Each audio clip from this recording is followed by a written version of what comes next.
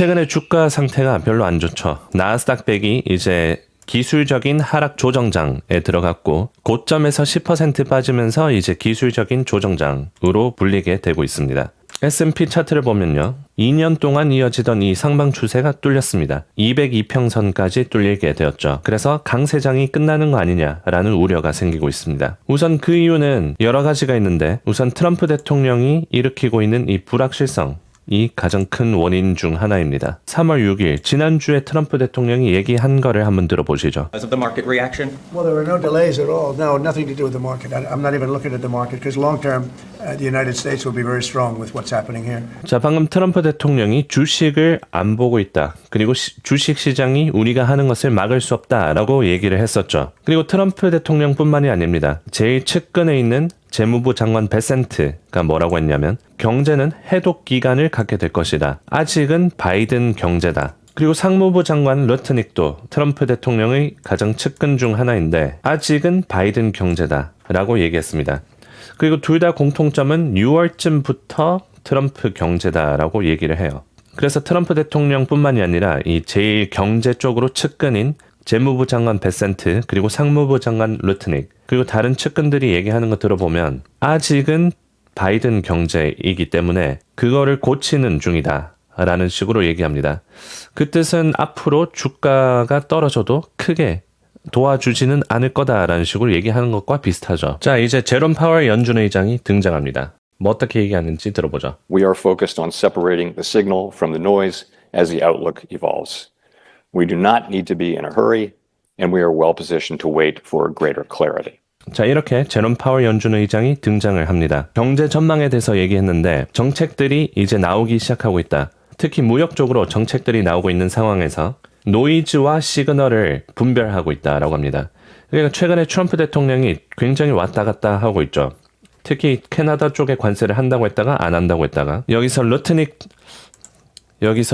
상무부 장관은 관세를 높이 시작했다가 이제 줄인다라고 얘기했고 트럼프 대통령은 상호 관세가 올라갈 수 있다라고 얘기하고 있고 그래서 이런 노이즈들이 많이 있습니다. 그런데 서두를 필요가 없고 정책이 좋은 위치에 있고 그리고 만약에 고용시장이 급격하게 안 좋아지면 금리를 인하할 수 있다라는 식으로 얘기합니다. 그래서 연준이 경제가 안 좋아지면 도와줄 수 있다라는 것을 시사합니다. 지난주 제롬 파월이 나왔을 때 주가 움직임인데 트럼프 대통령이 나올 때는 이렇게 계속 떨어지고 있다가 제롬 파월이 딱 나오고 여기서 바닥을 찍고 쭉 올랐습니다. 그래서 제롬 파월의 이 스탠스, 경제가 안 좋아지면 도와줄 거라는 그런 기대를 시장이 했는 거죠. 그럼에도 불구하고 지표들은 계속해서 안 좋게 나오고 있습니다. 애틀랜타 연은의 GDP Now 예상치는 마이너스 2.5% 정도로 보고 있고 지난주에 나왔던 거는 마이너스 1.8%였나? 그쯤이었는데 계속 이렇게 떨어지고 있죠. 거기다가 한술 더 떠서 골드맨삭스가 2025년 GDP가 기존에 2.2%로 예상했는데 1.7%로 낮췄습니다. 4분기 기준이고요. 올해 연말까지 경제 성장률이 2.2에서 1.7까지 낮췄다는 거죠. 0.5%. 뭐 여러 가지 이유가 있겠지만 아마 관세 이슈가 가장 클 것 같습니다. 그래서 이렇게 요즘 데이터들이 약하게 나오고 있는 거는 사실이에요. 경제 지표들이 약하게 나오고 있습니다. 그러니까 주가가 이렇게 떨어졌죠. 요즘 공포 탐욕 지수를 보면 굉장히 분위기가 안 좋습니다. 시장이 오를 거라는 기대감이 최저입니다. 1년치로 봤을 때도 여기 최저죠. 작년 7월 8월 달처럼 그때 연준이 그때 경기 침체 얘기가 있었습니다. 쌈으로 들어보신 분도 있을 거예요. 실업률이 너무 빠르게 오르고 있고 연준은 안 도와주고 거기다가 엔캐리 청산까지 나면서 이렇게 떨어졌었는데 이번에도 공포 탐욕 지수가 그 정도까지 떨어져 있습니다. 여기 암호화폐 시장 공포 탐욕 지수도 마찬가지고요. 1년 중에 최저치입니다. 지금 여기 색깔이 있는 거는 공포 탐욕 지수이고 지금 24이고 여기 회색으로 된 거는 비트코인 가격인데 상관관계가 있죠. 비트코인 가격이 떨어지면 공포 탐욕 지수도 떨어지고 근데 지금 공탐 지수가 24까지 떨어졌는데 비트코인 가격은 8만을 유지해주고 있습니다. 최근에 트럼프 대통령이 행정명령 서명을 했는데 이제 비트코인 리저브를 만든다라는 얘기도 있고 백악관에 있는 여러 임원들이 암호화폐 부율들이 많아서 아무래도 비트코인은 잘 지켜주고 있는 것 같습니다. 아마 이더리움이나 알트코인들은 아직까지 좀 많이 떨어져 있을 거예요. 이 공포 탐욕 지수에 따라서. 자, 그래서 이제 최근에 주가가 왜 떨어졌는지 알게 됐고 시장에서 어떤 일이 일어나고 있는지 대충은 알게 됐으니까 이제 언제부터 이제 매수세가 들어올 것이냐, 오를 것이냐에 대한 질문을 한번 해봐야겠죠. 주가가 오르는지 떨어지는지는 아무도 알 수가 없습니다. 그런데 앞으로 어떤 것들을 살펴봐야 되고 어떤 거에 시장이 기대를 할 것인지 그거에 대해서는 알 수 있죠. 우선 계절성을 한번 봐볼게요. 새로운 대통령이 임기하고 1년 동안은 S&P 기준으로 2월이랑 3월 달이 별로 안 좋았습니다. 상승할 가능성이 46% 그리고 50%에 그쳤고 이렇게 떨어지다가 이제 4월 달부터 63% 확률로 올라갑니다. 그래서 4월부터 7월까지 하려고 하는 그런 경향이 있습니다.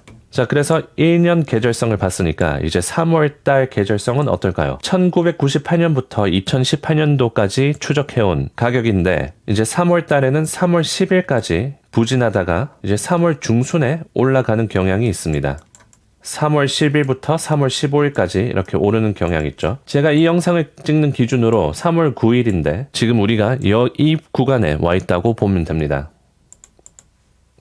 자, 이거를 맹신하라고 이렇게 보여드리는 게 아니라 뭐 그런 계절성이 있다라는 걸 그냥 보여드리는 겁니다. 그래서 좀 기대해 볼 수 있는 거는 트럼프 대통령이 만든 이 불확실성, 주가 떨어지는 것, 그걸 촉발했다면 제롬 파월 연준 의장이 이제 촉매제가 돼서 이제 상승을 하냐 좀 생각해 볼 수가 있죠. 왜냐하면 이제 FOMC까지 일주일밖에 안 남았거든요. 이번에는 금리 동결할 가능성이 매우 높지만 이제 경제가 안 좋아지면 연준이 도와주는 Fed 푸시 있을 가능성에 대해서 얘기가 이제 나오고 있습니다. 근데 요즘 보이는 거는 저번 주 토스 증권 거래 대금 순위인데 TSLL이 1위, 이더리움 레버리지 2위, 마이크로스트래티지 레버리지 3위, 엔비디아 레버리지 4위. 근데 요즘 시장에서는 레버리지 할 때가 아닙니다. 왜냐? 불장이 아니기 때문에요. 이 불장은 신고가를 찍고 더 오르고 있을 때, 예를 들어서 S&P가 이렇게 많이 떨어졌다가 이제 신고가를 찍고 더 오를 때, 이제 불장일 때 레버리지를 써서 더 쭉 먹는 거지.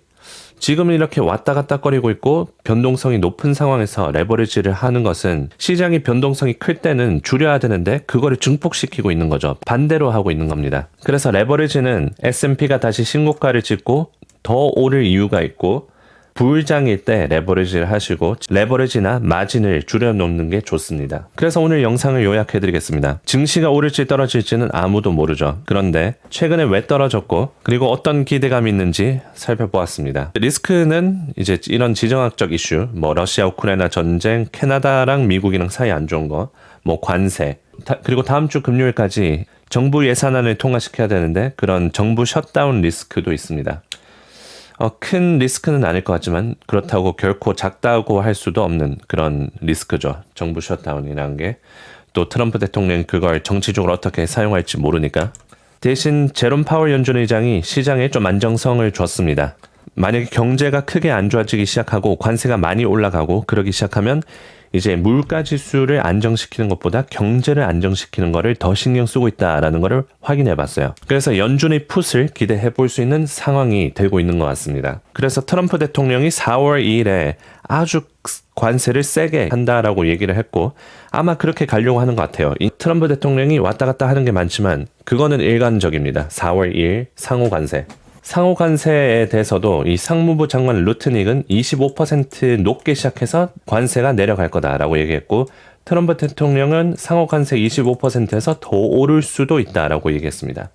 둘 다 맞습니다. 특정 나라들은 거래가 잘 되면 상호 관세 25%에서 내려갈 거고 뭐 캐나다 같이 약간 뻑이고 그러고 있으면 상호 관세 25%에서 더 올라갈 수도 있고 그래서 4월 2일까지는 좀 조심을 해야 되는데 이게 시장이 많이 반영이 되어 있을 수 있습니다. 공포 탐욕 지수를 보면 극한의 공포이고 심리 지수가 1년 동안 거의 최저에 가깝죠.